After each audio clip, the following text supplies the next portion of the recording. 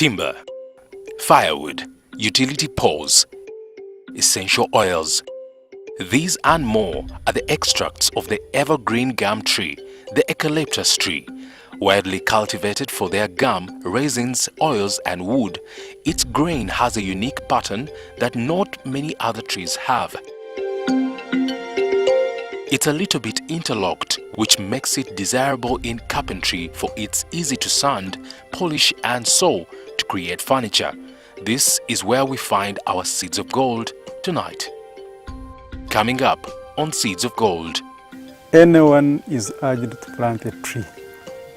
The idea is a tree that costs 700 shillings.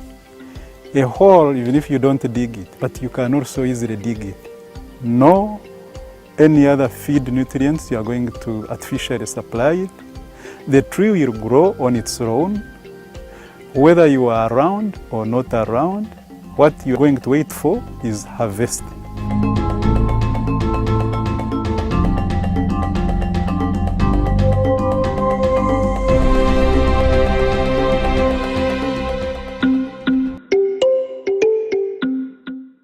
This is Aden Kamugisha, a mixed crop farmer in Masaka. He has a deep passion for tree planting, particularly eucalyptus trees. With over 30 acres of tree plantation, Kamugisha takes us through what inspired him to invest in these trees, his journey and a step-by-step guideline on how you too can reap big from trees while playing a part in averting climate change.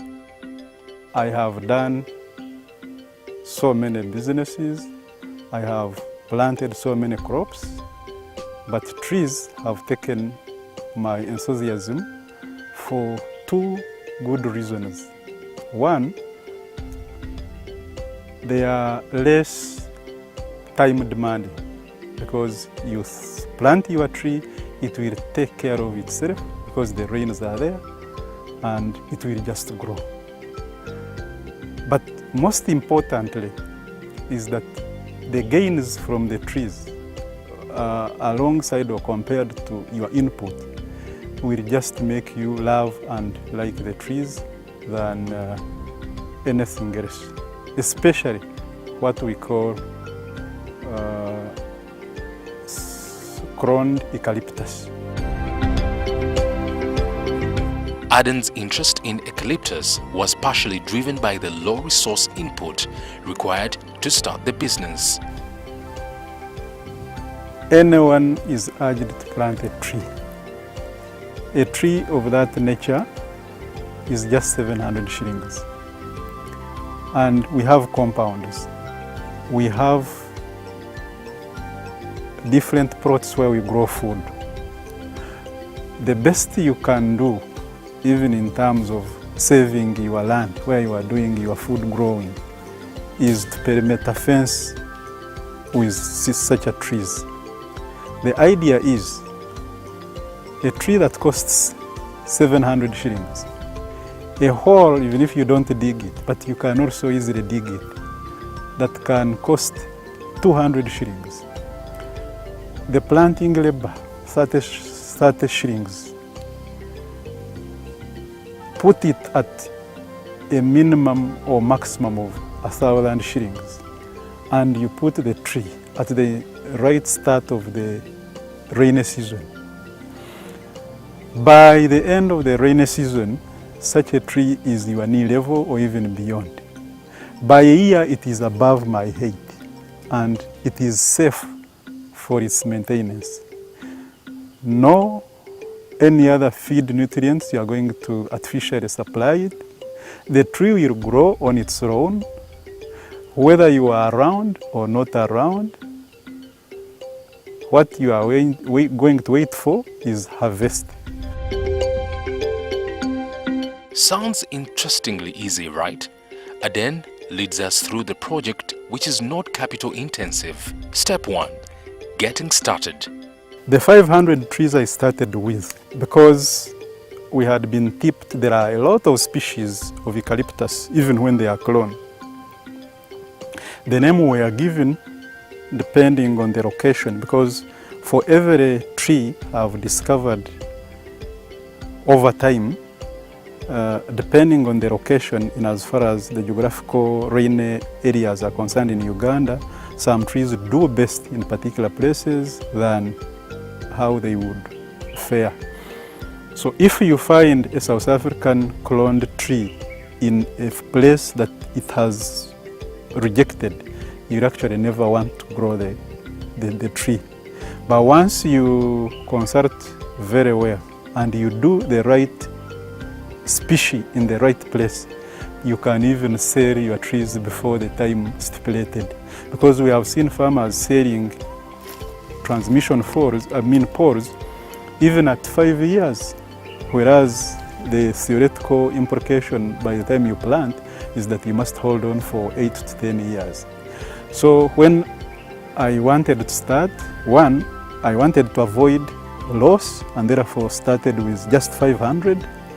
But I had been tipped about the spacing, so I called the fellow who was going to supply me the seedlings because I had got this from my mentor.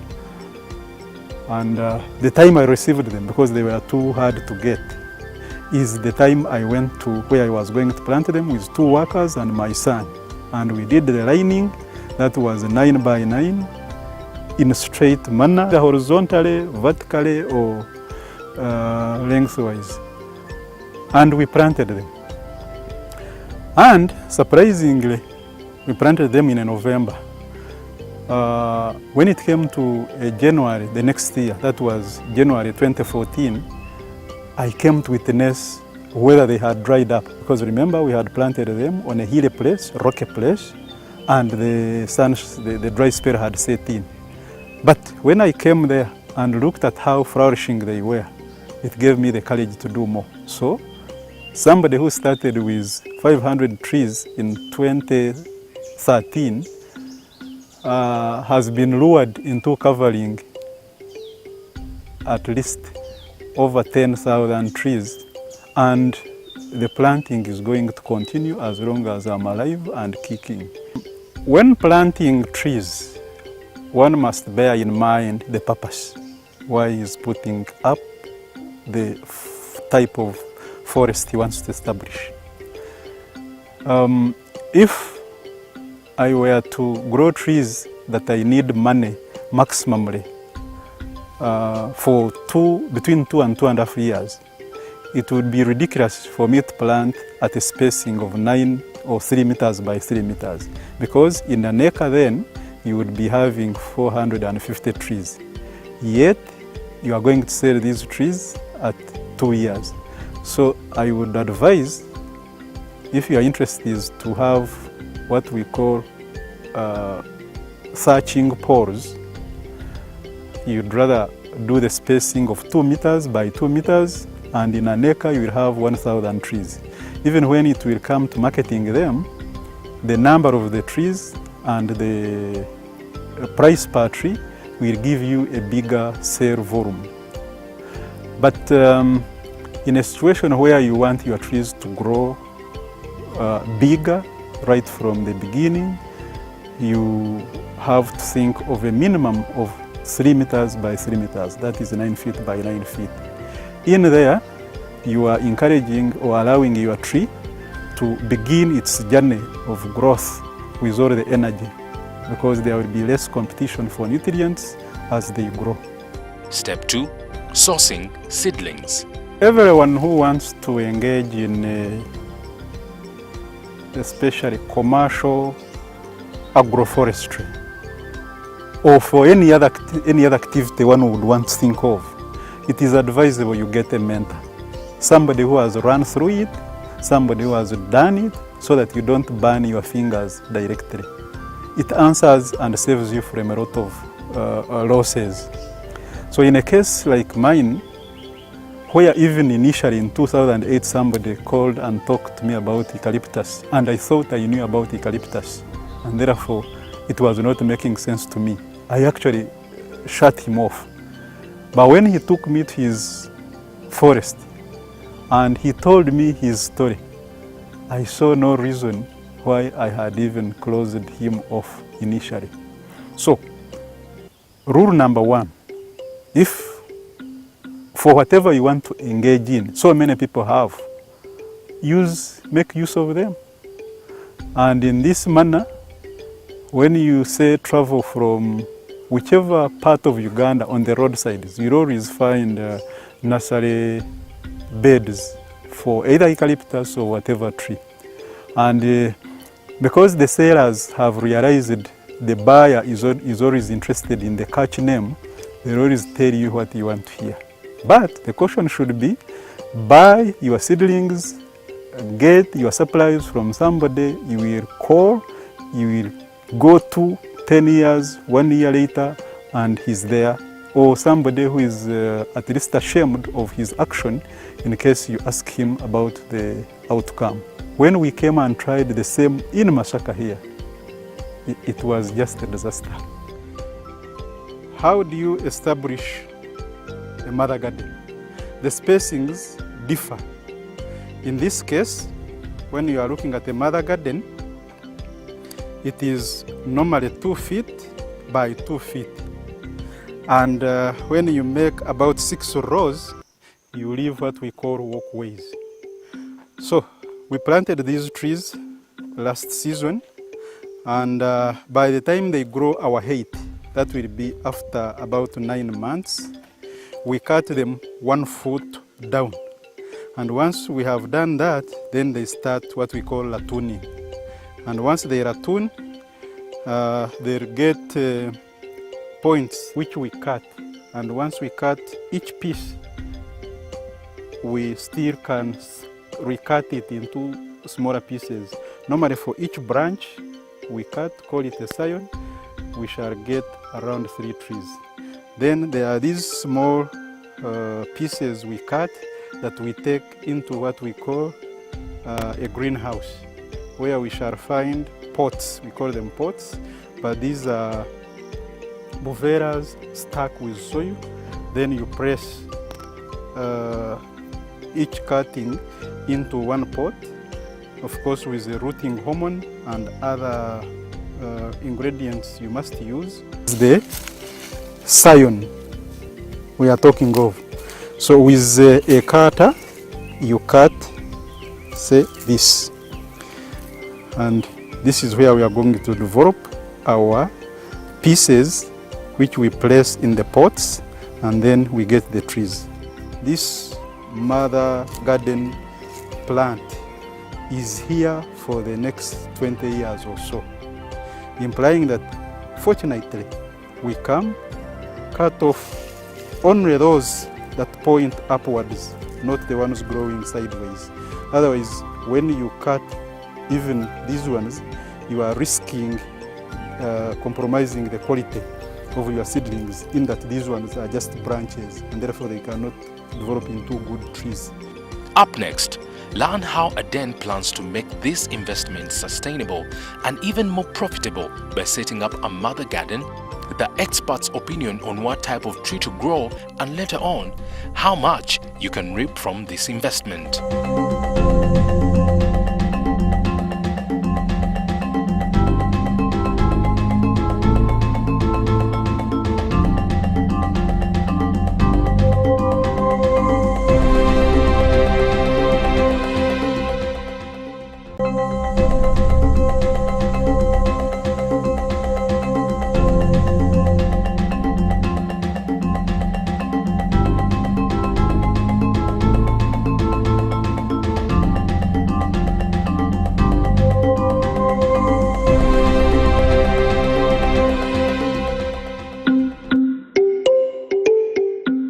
Step 3. Land preparation and planting. Before you do the planting, you are advised, if land needs tractor plowing, plow it. If it doesn't, you just go in, line up your tree, your holes. And a hole of a coffee size, even if it is 1 foot down and 1 foot in width, it will support the growth of the eucalyptus tree. Once you have finished that one, look at the weed growth in the garden you have put the holes. If there is need for you to spray with herbicide, do the spraying. Hold on for the rains to stabilize, because we would not want you to start irrigating these trees. That's when you will hate the whole thing. Once the rain is stabilized and you find, for instance, you are getting at least a shower in a week, get your seedlings, do the planting. When you are doing the planting, look at the scar, because when we are doing that seedling, that is where the cutting was done. That's where the soil covering should stop, shouldn't go below that, neither above that. So you have put your tree in the hole, brought back the soil, put it there. What you need to look back for is that the weeds should never overgrow your planted trees. Once that happens, it's a disaster, because like we noted, trees feed from the surroundings. There will be competition between the trees and the weeds, and this one will bring a tendency of the trees' quality. Quick fact: though there are more than 700 species of eucalyptus, one type has certainly received great attention: the Eucalyptus diglapta, commonly known as the rainbow eucalyptus. This tall beauty is native to Indonesia, Papua New Guinea and the Philippines, where it can grow over 80 meters tall. Outside the habitat, it can grow up to 38 meters tall. The most distinctive feature of the Eucalyptus diglapta is its malt-hued bark. The rainbow eucalyptus sheds its bark several times per year and receives a bright green inner bark, then darkens and matures to give blue, purple, orange and then maroon tones. In his words, Aden recommended planting the trees prior to the rainy season to avoid the expenses of having to invest in an irrigation system, something that can slow down a starting farmer. However, the rainy season can be a limited period. Question is, can we practice agroforestry of the rainy season? It's advisable you plant these trees at the beginning of rains, such that by the time the rains end, these trees are going to survive. But we would get challenges. You press in your order and the trees are nowhere. You have to hold on. Even when you are going to get seedlings, they are too young.